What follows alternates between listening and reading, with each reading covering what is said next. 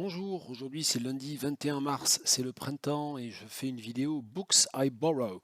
Books I Borrow, il y a assez peu de vidéos, peut-être 6 ou 7, je ne sais plus quel est le numéro d'ordre, on ajoutera ça après.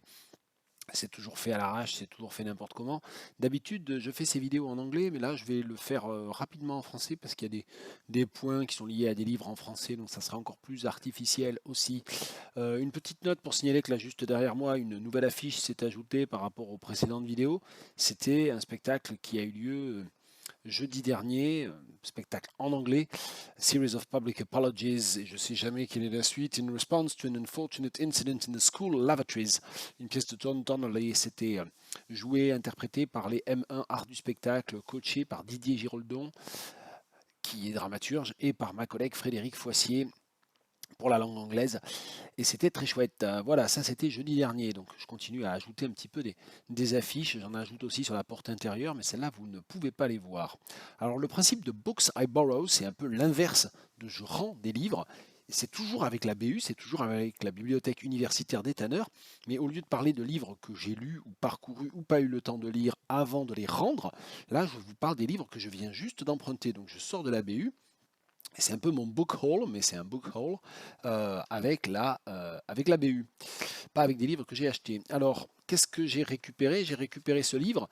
Il y a une petite étiquette avec mon nom dessus. Ça veut dire quoi? Ça veut dire que c'est un livre que j'ai commandé, que j'ai fait acheter à la BU pour compléter un peu les collections. Et cette très importante écrivaine soudanaise, hein, brito-soudanaise, Leila Aboulela, dont les trois premiers livres qui datent du début des années 2000 ont été traduits en français d'ailleurs. Il y avait notamment The Translator, la traductrice, qui a eu un petit succès d'estime, je crois.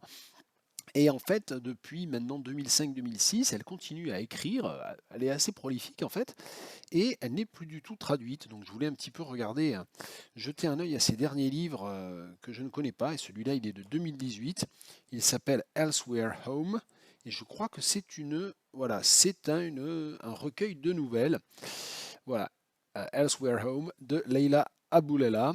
In a new collection of stories, award-winning New York Times notable author Leila Aboulela offers a rich tableau of life as an immigrant abroad and the challenges of navigating assimilation and difference. Elsewhere Home draws us ineluctably into the lives of her characters as they forge new identities and reshape old ones. Voilà, voilà. Alors je suis passé du côté des rayons de littérature, on va dire, francophone, comme il ne faut pas dire, mais je ne vais pas refaire tout mon cours sur les raisons qui font qu'on ne devrait pas dire littérature francophone. J'en parle assez souvent déjà en cours.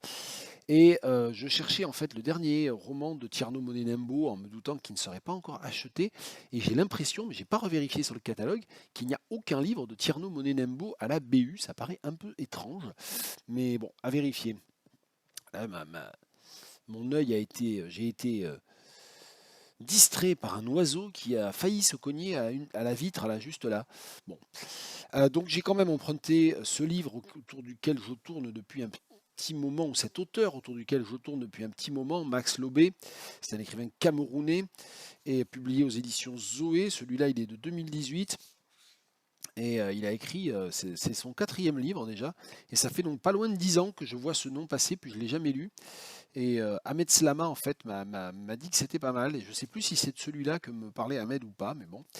Et puis j'ai emprunté ça, que j'avais raté lorsque c'est paru. C'est aux éditions Sepia, en collaboration avec l'Association pour l'étude des littératures africaines, dont je suis membre, l'APELA. Ce sont les œuvres complètes d'Esther Nirina. Esther Nirina, c'est une importante poète malgache d'expression française, mais aussi qui a aussi écrit en malagasy, en malgache. Et il se trouve que c'est Jean-Luc Raharimanan qui avait attiré mon attention sur Esther Nirina. Il avait lu des poèmes d'Esther Nirina lors d'une rencontre vers 2016 ou 2017.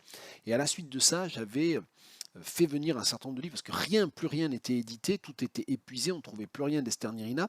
Donc je les avais fait venir d'universités un peu partout en France par le prêt entre bibliothèques. Je m'étais fait des archives à partir de ça et j'en avais traduit un certain nombre en traduction improvisée dans le cadre des traductions sans filet. Et là, donc, on a un volume qui rassemble les œuvres complètes d'Esther Nirina. Donc, ça tient en 250 grandes pages, disons un peu tassées, mais c'est voilà, c'est très bien que ça existe et ça va me permettre de regarder ça d'un peu plus près. Donc, Esther Nirina, œuvre complète, ça date de 2019. Et ensuite, les autres livres que j'ai empruntés, je ne vais pas tous les lire, mais c'est pour un petit peu faire mon choix, parce que je suis en train de monter un nouveau cours pour l'année prochaine, parce que j'ai pas assez de travail, que je ne fais pas déjà 14 cours différents sur 18 perspectives ou auteurs ou ères différentes. Et je suis en train de réfléchir à monter un cours sur les littératures antillaises, en fait, de la Caraïbe, de langue anglaise, et peut-être aussi on va travailler sur de l'hispanophone et de l'hispanophone en traduction. Tout ça, j'en reparlerai, mais ça sera l'année prochaine de toute façon. Et donc à cette occasion, je voulais aussi lire ou relire deux grandes figures classiques d'écrivaines. Je veux faire un corpus 100% autrice, 100% féminin. Et donc, je vais recommencer un peu par la base. Et donc, des autrices importantes dont j'ai lu certains textes, mais j'ai rien chez moi. Jamaica Kincaid, donc My Brother. J'ai emprunté The Autobiography of My Mother. Celui-là, je l'avais lu il y a longtemps. Annie John, qui doit être un de ses premiers livres de mémoire, je ne sais plus très bien. Annie John, 1983. Ouais. Non, c'est peut-être pas un des premiers quand même. Peut-être des bêtises. Bon, si peut-être, je sais pas. À vérifier. Et alors celui-là qui est très très court, qui m'intrigue, et comme je compte faire un corpus,